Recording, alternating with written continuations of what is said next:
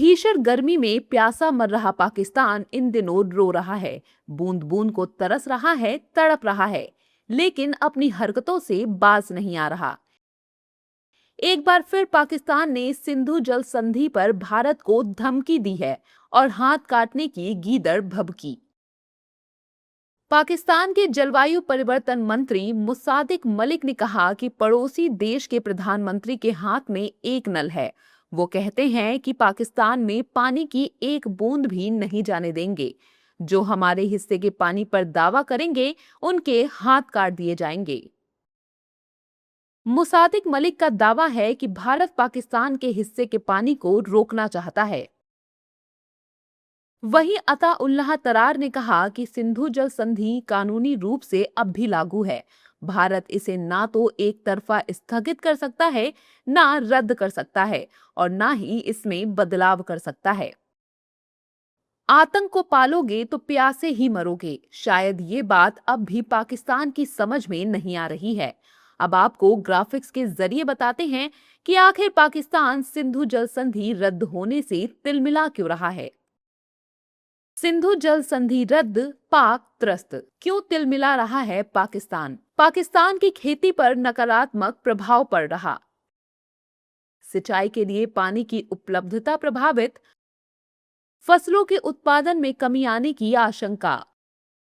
जल संकट की समस्या और गंभीर हो सकती है। बिजली उत्पादन पर भी असर पड़ रहा।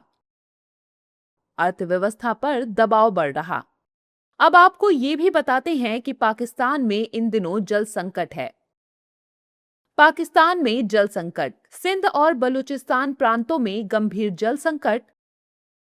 पाकिस्तान की करीब 1/3 आबादी प्रभावित।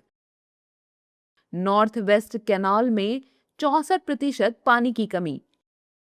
राइस कैनाल में 38%, दादू कैनाल में 82% पानी की कमी। सुक्कुर बैराज का जल स्तर लगातार घट रहा। अब पाकिस्तान को समझ आने लगा है कि आने वाले दिन और मुश्किल लेकर आएंगे। 23 अप्रैल 2025 को हमने ये सिंधु करार तोड़ दिया है और हमने तभी डिक्लेयर कर दिया था कि पाकिस्तान को अब हम पानी नहीं देंगे। तब से पाकिस्तान में जो खेती बाड़ी है और जो शहरों में जो पानी पहुंचता है वो पानी कम हो गया है, जिसकी वजह से ये मंत्री ने सडनली पता नहीं कहाँ से ये स्टेटमेंट कर दिया। पाकिस्तान को मैं बताना चाहती हूँ कि आप क्या भूल गए हैं कि ऑपरेशन सिंदूर में क्या आपका हाल हुआ था।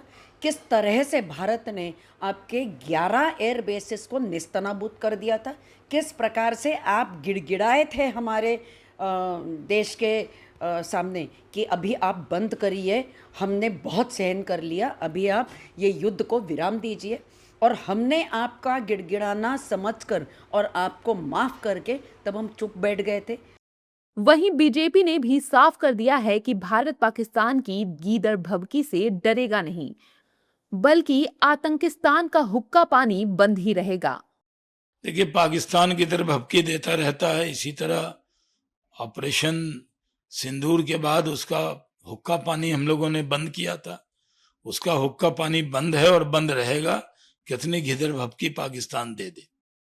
अप्रैल 2025 में पहलगाम आतंकी हमले में 26 लोगों की मौत के बाद भारत ने 1960 की सिंधु जल संधि को निलंबित कर दिया था।